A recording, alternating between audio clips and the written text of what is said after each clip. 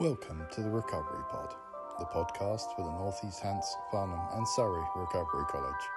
I'm your host Pete Strachan, and today I'll be interviewing Rebecca Isherwood-Smith, the head of the Recovery College.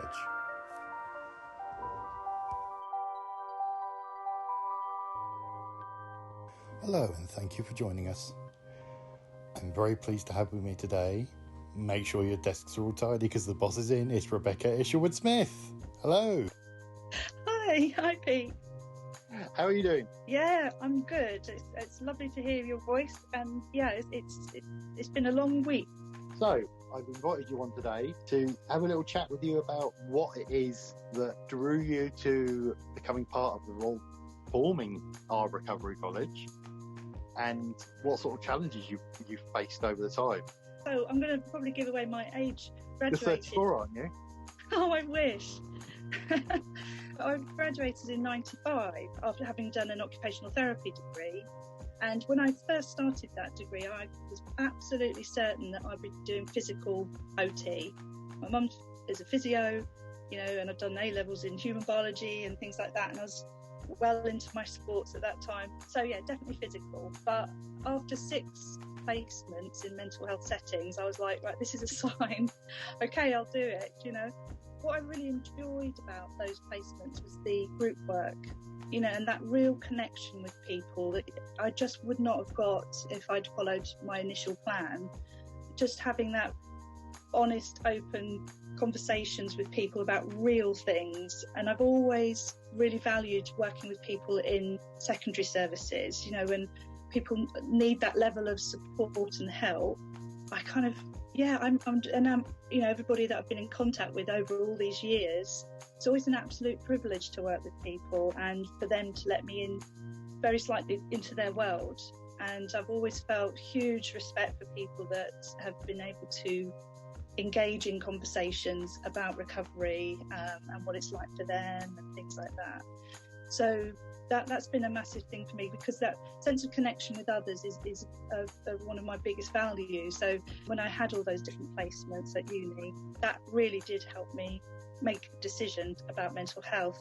Started off at a day hospital, Charing Cross Day Hospital, and it was the Riverside Mental Health Trust. So it was a really small trust in Hammersmith. But it was one of my favourite jobs. I think there's jobs that you remember for really good reasons. Yeah. And we all still keep in contact, the same team. We haven't met up for a while now because of this situation with COVID, but we still all keep in contact with each other, which is just amazing. But they're a great bunch. Yeah. So you sort of just fell into mental health, really? Yeah, absolutely. And it was just not on my list. It didn't occur to me that it would be something that I would be vaguely good at or anything like that. And it's only when you start learning and it actually opens your eyes up. And when I look at my own family, there's so many struggles with mental health in my own family. And it was just because I was brought up around it. You didn't notice it as anything different. It was just what happens in it's people. Normal for you. Yeah, absolutely normal. So from early beginnings of suddenly realising you were going to be part of the great mental health system, tell me exactly how you got mixed up with the college. Yeah, I was aware of the recovery college model. I was aware of it, and I really did like the idea of it. But at the time, I was managing a service called the Transitions Service, which was a service I set up for people with personality disorder. You can see the theme here, can't you? Oh, okay. So I was managing that service, and the commissioners in North East Hampshire were interested in running a pilot for people with personality disorder. And so I was asked to manage the team. There wasn't one at that stage, but come in, can you manage this team for one day a week just for the pilot? Because of my background in personality disorder. So I was like, yeah, great, because I love projects. That is something that I really love getting involved with, is new services, new projects, new things like that. So I immediately said, yep, I'll do that. Of course, it was not one day a week. It never is when you're trying to set something up. So they got me hook, line and sinker. That's when I met Colette and I met Nicola, who are recovery coaches, and we've just grown the recovery college. So it started off as a pilot for a year, Then Vanguard, which is a group of people with different pots of money, they then said, actually, we would like to invest in a recovery college. And that's why we were able to open the doors to more people, because quite rightly, the recovery college is open to everybody. It's not set up to be for a particular diagnosis. So that was really great that they were able to kind of come on board, and we could then open the doors. And then Surrey said, hey, this looks like a great idea. We'd like a recovery college. My transition service closed. So actually, the budget for that I've kept and used for the Surrey Recovery College. So that's why we've got the 2 colleges now, which is fantastic. And yeah, so the Recovery College was only meant to last a year. 5 years on. 5 years on, which just goes to show the dedication of everybody, and I mean everybody's. Everybody works so hard, and it's such a beautiful thing. Yes. To see everybody working so passionately for the sake of the college and the student. I'm quite amazed by the passion that you inspire in your troops. Oh, thank you. That's really kind. I can't take all the praise for it, Pete, I'm afraid. It's the team. And when I say team, that means our volunteers and our students. I think, are just so appreciative of our students, because they give us live feedback. Everything that we were doing is as a result of student feedback. So if they wanted a particular course, we'd look into that. So they really do shape the college. So I think everybody is responsible for its success, really. That really comes back to the ethos of the college, which is it is about co-production. Yes. It's a co-production amongst everybody, because I in my very short, by comparison, tenure with the college, I've seen ideas that have come from students turn into reality, like our lovely pin badges. Yes, perfect.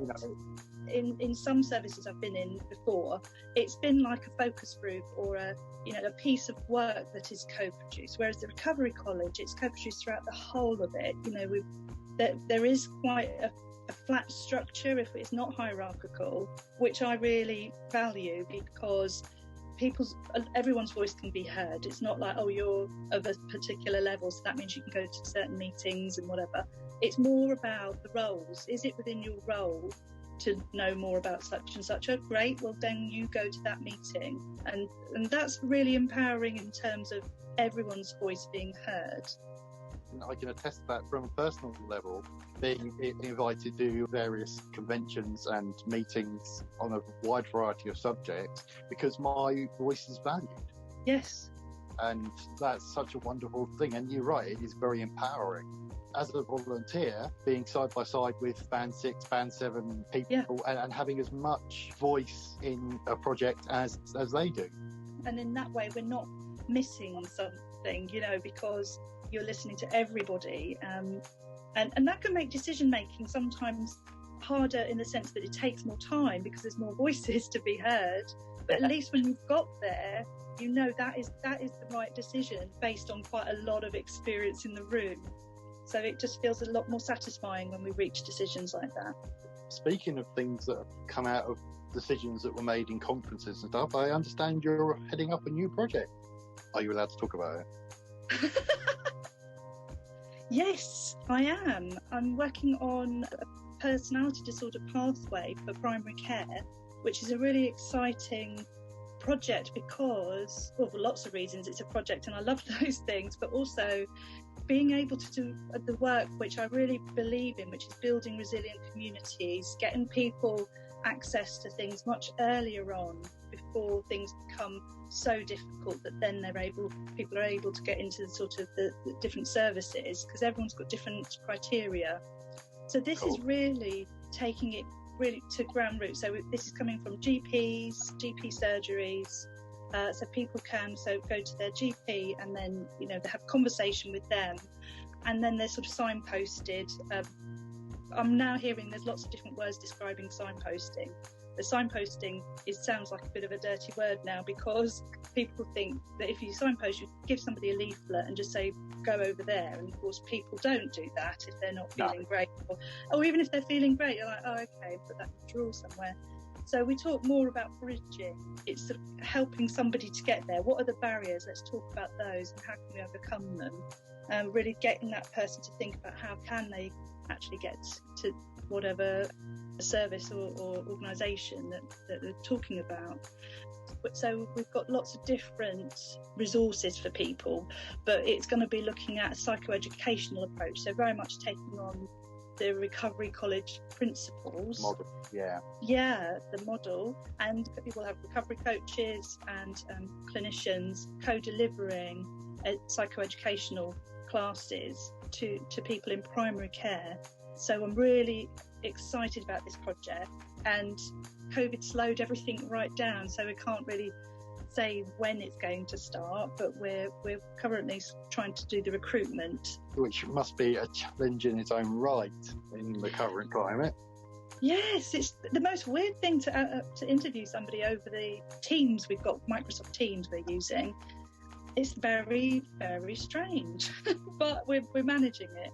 Resilience even in the worst of times, and that's what the Recovery Yes. College is all about, really, isn't it? That's right. Not going to let things beat us. We'll get round it. No, absolutely not. Well, it's been absolutely lovely talking to you, Rebecca, and we thank you very much for your time. You're very welcome. I've enjoyed it, Pete. Thank you. We hope you've enjoyed this recovery pod. Until next time, be kind to yourself and stay safe.